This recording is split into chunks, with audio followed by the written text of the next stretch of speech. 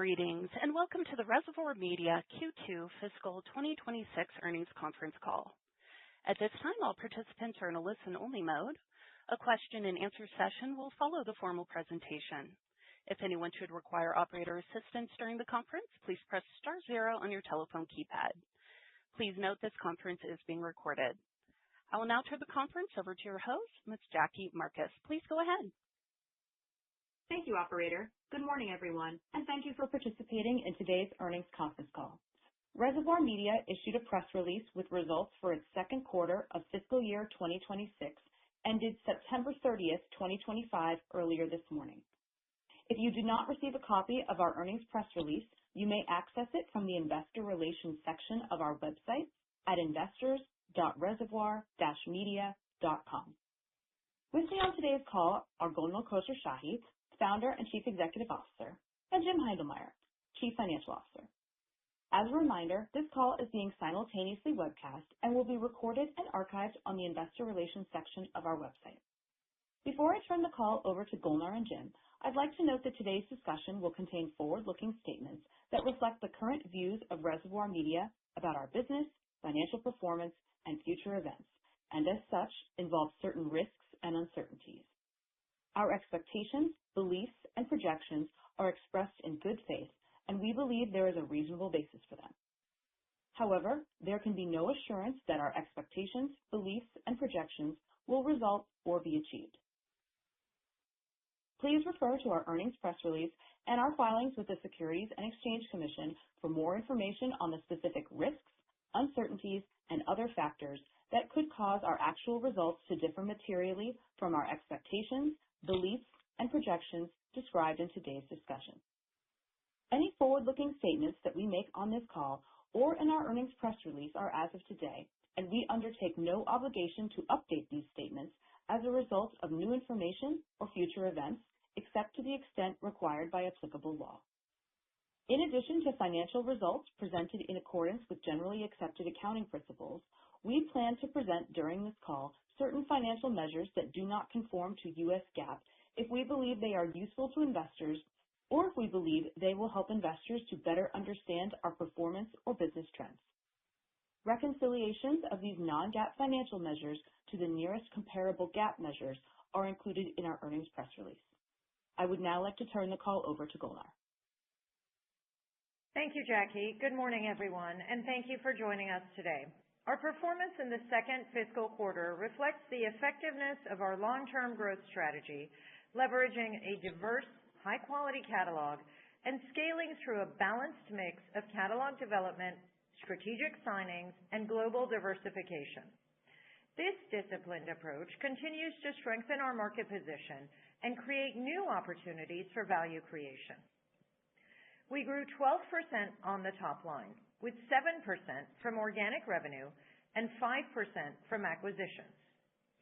We continue to see great demand for our assets with notable and high-value sync placements, increased engagement in emerging markets, and strong listenership of our catalog. Reservoir's established reputation as caretakers of legacies recently earned us the exciting opportunity to welcome the catalog of the iconic innovator and pop culture figure Miles Davis. In September, we announced our acquisition of Davis's publishing catalog, as well as rights to his recorded music and name and likeness. With the objective of growing digital listenership and cultivating new listeners, together with the estate, we have hit the ground running to pursue and collaborate on celebrations commemorating the 100th anniversary of Davis's birth next year in 2026. A few of those activities include Miles and Juliet, the upcoming feature film recounting Davis's love affair with Juliet Greco, developed in partnership with River Road Entertainment and Mick Jagger's Jagged Films. A live symphonic show pairing Davis's iconic sound with original orchestrations and cherished footage bringing his legacy to life. An international tour of MEB, formerly Miles Electric Band, with 4 nights of special programming at San Francisco Jazz in March of next year. Reissues and re-releases of Davis's music including a box set of the complete Live at the Plugged Nickel 1965 live album, expected January 30th, and others. Plus, co-branded collaborations across fashion, lifestyle, tech, and entertainment product and offerings, a widespread press and digital marketing campaign, and more. Capitalizing on the centennial of a once-in-a-lifetime talent, we are excited to celebrate Miles and his music while also enhancing the long-term value of the catalog. Last month, we also announced the extension of our publishing deal for the catalog of seminal musician Nick Drake, as well as a new deal with the Drake estate to now also represent the catalog of Nick's mother, Molly Drake, a poet and songwriter. Since 2021, Reservoir has represented the Nick Drake catalog with our partners at Blue Raincoat Music Publishing. These renewed and expanded agreements not only reinforce the strength of our long-standing relationships, but also highlight our strong track record in client retention.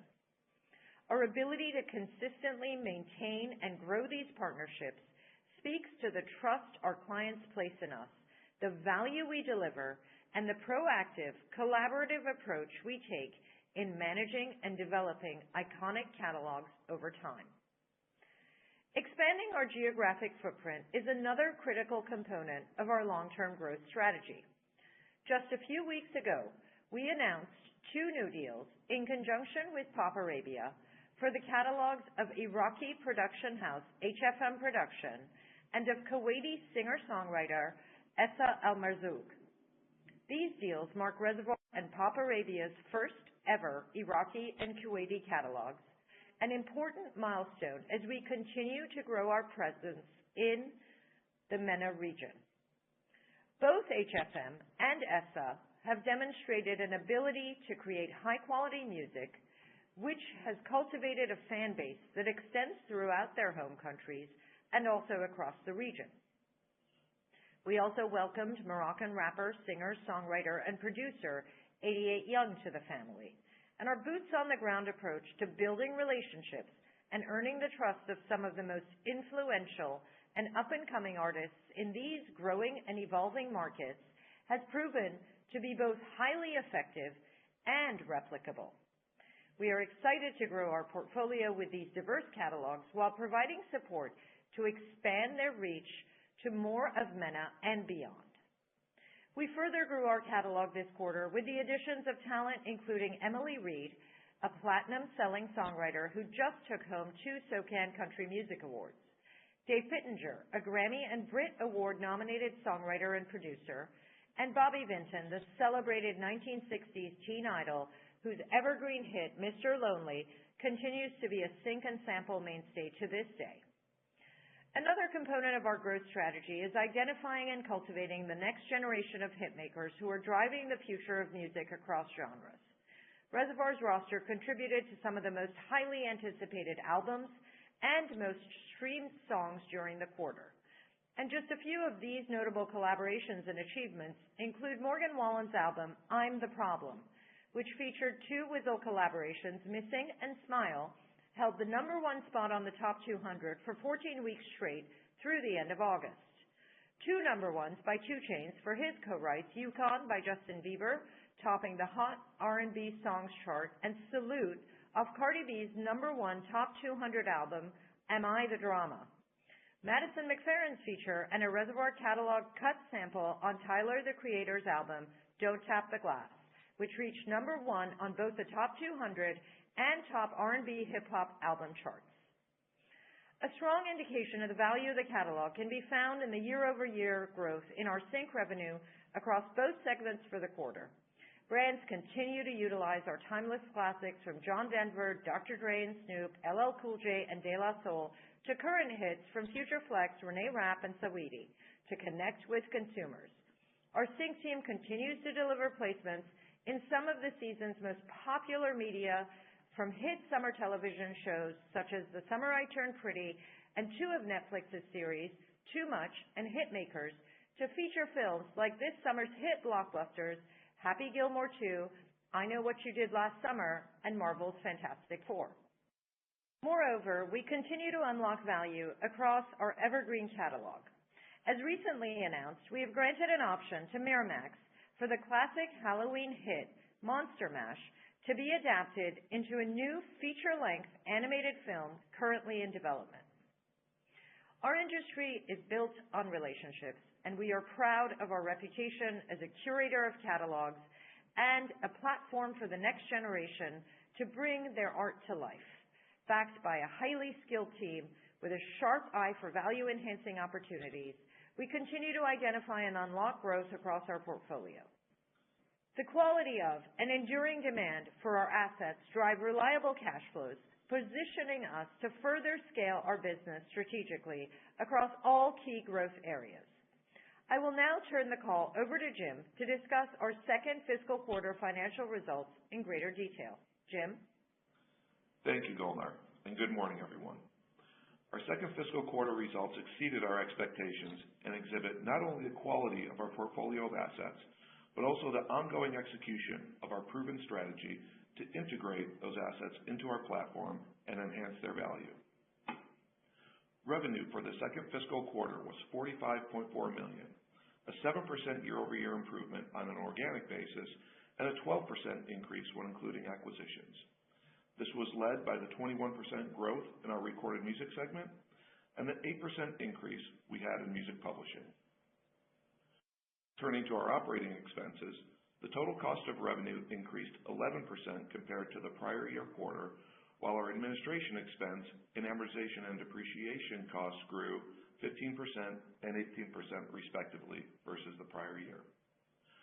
Looking at operating performance for the second quarter, OIBDA was $18.2 million, an increase of 10% year over year, and adjusted EBITDA was also up 10% to $19.4 million compared to our fiscal Q2 in the prior year. The increases in OIBDA and adjusted EBITDA were due to an increase in revenue and gross margin, partially offset by an increase in administration expenses. Interest expense was $6.7 million for the quarter versus $5 million in the prior year, driven primarily by a higher debt balance due to the use of funds in acquisitions of music catalogs and writer signings, as well as an increase in effective interest rates. Net income for the second quarter was approximately $2.2 million, compared to net income of $152,000 in the second quarter of fiscal 2025.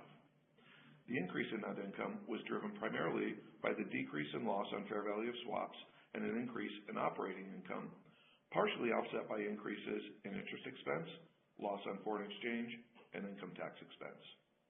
This resulted in diluted earnings per share for the quarter of $0.03, compared to $0 per share in the prior year quarter. Our weighted average diluted outstanding share count during the quarter was approximately 66.3 million. Now let's dive into our segment review for the quarter. Music publishing had an 8% increase in revenue versus the prior year quarter at $30.9 million due to an increase of 47% in performance revenue driven by the strength of hit songs, an increase in mechanical revenue from physical sales and the acquisition of new catalogs, as well as an increase in digital revenue. These increases were partially offset by a decrease in publishing synchronization revenue driven by the timing of licenses. Moving to our recorded music segment, we had a 21% increase to $13 million in revenue compared to our Q2 last year. This increase was primarily due to an impressive 20% increase in digital revenue driven by the acquisition of catalogs and continued growth at music streaming services, and an increase in synchronization revenue driven by the timing of licenses. Turning to our balance sheet. As of September 30, 2025, cash provided by operating activities was $25.3 million, which was an increase of $3.4 million compared to the prior year period, primarily due to an increase in cash provided by working capital and an increase in earnings. We had total available liquidity of $152.1 million, consisting of $27.9 million of cash on hand and $124.2 million available under our revolver. We ended the quarter with total debt of $421.8 million, which was net of $4 million of deferred financing costs, and thus we maintained $393.9 million of net debt. That compares to net debt of $366.7 million as of March 31, 2025. Relating to our guidance range, we are increasing and narrowing our revenue guidance range of $164 million to $169 million to now reflect $167 million to $170 million, which at the midpoint implies growth of 6% versus fiscal 2025. Similarly, we are bringing up the bottom end and narrowing our adjusted EBITDA guidance range of $68 million to $72 million to now be $70 million to $72 million, which signals growth of 8% over the prior year at the midpoint of the range. We'll continue to monitor our forecast for the second half of the fiscal year and will provide any refinements to our guidance when it's prudent to do so. As we look forward to the balance of fiscal year 2026, we will continue to utilize our successful value enhancement efforts to drive above-market growth on our acquisitions. We believe that those efforts, along with our growing operating cash flow and sound capital deployment strategy, will allow us to achieve our increased forecasted revenue and adjusted EBITDA guidance ranges for the full year. With that, I'll now pass the call back to Golnar. Thank you, Jim. Having just reached the halfway point of our fiscal year, we are well positioned to achieve our full-year financial goals. The addition of musical icon Miles Davis to our portfolio of assets provides us with access to unique value enhancement opportunities. It also serves as another proof point for estates and living legends that the most important artists of a genre or generation place their trust with Reservoir. We have an active and robust deal pipeline of over $1 billion and look forward to sharing news of our next partnerships with you. With that, we will now open the line for questions. Thank you. We will now be conducting a question and answer session. If you would like to ask a question, please press star 1 on your telephone keypad. A confirmation tone will indicate your line is in the question queue. You may press star 2 if you would like to remove your question from the queue. For participants using speaker equipment, it may be necessary to pick up your handset before pressing the star keys. And our first question comes from Griffin Boss with B. Riley Securities. Hi, good morning, Golnar and Jim. Thanks for taking my questions. So strong organic growth, that's great to see, 7% year over year. Is there any context or further context you can give as to what's driving that, or maybe how you see that comparing to the broader industry? Is this a result of initiatives that Reservoir itself has implemented after acquiring certain catalogs or rights, or is it primarily maybe a function of favorable timing on existing catalogs? Hey, Griffin. So I think that with respect to 7% organic growth, that's really about where we would expect to be with some of the tailwinds in the industry and expected growth in the industry. We're always working to maximize and grow the new assets that we acquire. We're often able to add value and really see some significant organic growth on those assets when we first bring them into the fold. We're certainly looking forward to doing that on Miles Davis. But we also have, specific factors that might go the other way, as we have hit songs in a prior year that come down in the current year. All that goes into organic growth. But I would say 7% is kind of the baseline of where we would expect to be, and we always strive to do better than the industry. So that's kind of how we look at it. Okay, great. Thanks, Jim. And then I wanted to shift over. I'll just have a couple quick ones regarding Miles Davis catalog, and then I'll pass it off. But in terms of that acquisition, Golnar, you just mentioned that pipeline obviously still sits at over $1 billion, which is nice to see. Was Miles Davis a part of that pipeline that you saw, or was this an off-market deal? Can you just discuss maybe the dynamics there? Sure. It was Miles Davis was included in the pipeline. I wouldn't characterize it as off-market, as there was a process around that transaction with a conversation that began with the estate in November of 2023. And then from there, the relationship evolved and a formal process was kicked off.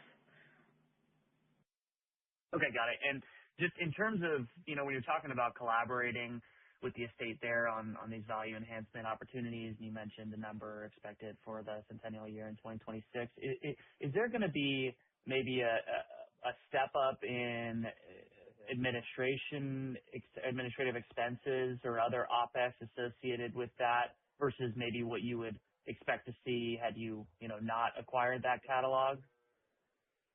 No, from an administration standpoint, it doesn't have an impact on our ingestion and the resources around our ingestion.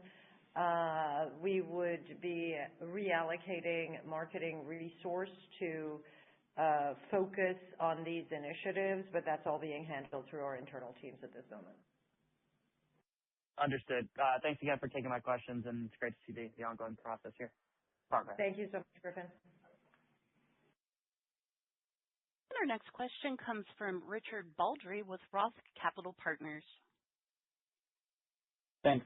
You talk about sort of the scale or timing of some of the one-time things that appear to be ahead, like the Monster Mash movie or Miles Davis 100 birthday events.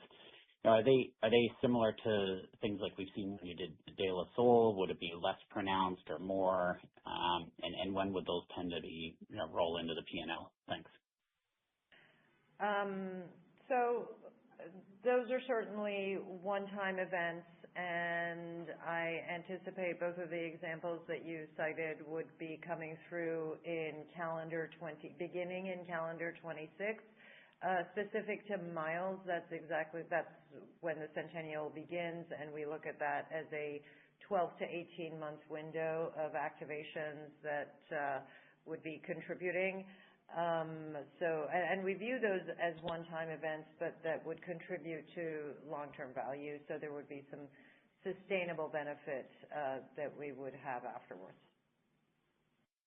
And the G&A side came down a little bit sequentially. How do we think about that going forward? Is sort of the first half run rate what we should be thinking about? Was there something maybe one time in first quarter that came down, and so second quarter is more where we should be thinking for modeling? Yeah, I think that the driver of changes on the G&A side is largely driven by the management business. You see that in the other revenue that we report, and the manager compensation sits in G&A, but it's really driven by that revenue. So as that goes up or down from quarter to quarter, it's going to have an impact on our G&A. I would say that putting that piece aside, we're really at about the run rate that we expect to be in Q2 for the balance of the year. Some minor pushes and pulls, but nothing significant on the other two segments. Right. Last for me, if we look at the organic growth, is there a way to piece it apart? Because you hear more and more about pricing on the sort of digital subscription side. How much of that I think is baked in already, or is just sort of you think will be a steady state organic expander versus your own efforts to drive things like sync and broader usage of the catalog? Yeah, it's really a mix of all of that. When we think about industry growth, we certainly think about subscriber growth. We think about price increases that are anticipated and expected. And then we have the things that are more within our control, our own initiatives of increasing the value on assets that maybe we recently acquired, or taking advantage of specific opportunities for things that have been in our catalog for a long time. Monster Mash is a good example of that, where we look forward to increasing the revenue on that asset as opportunities arise, and we'll have that coming into next year. So it's really a mix of all of those things. Great, thanks. This now concludes our question and answer session. I would like to turn the floor back over to Golnar Khosrowshahi for closing comments. Thank you, operator. We remain on track to achieve our full-year financial guidance through top-line expansion and continued cost containment. We believe our portfolio is a best-in-class representation of the importance of diversity in music and its ability to bring fans from around the world together. We appreciate your support and interest in Reservoir, and we'll speak with you in the new year. Thank you. Ladies and gentlemen, thank you for your participation. This does conclude today's teleconference. You may disconnect your lines and have a wonderful day.